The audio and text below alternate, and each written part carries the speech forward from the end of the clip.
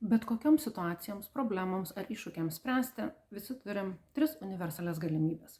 Kodėl universalias? Todėl, kad jos visos yra vienodai visiems prieinamos. Taigi pirmoji yra keisti esamą problemą arba situaciją.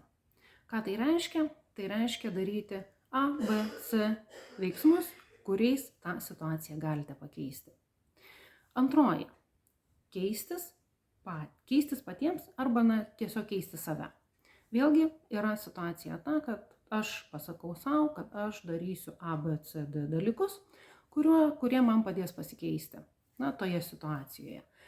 Ir trečioji tai yra tiesiog priprasti, susitapatinti, priimti esamą situaciją arba esamą problemą su visais jos pliusais ir visais jos minusais.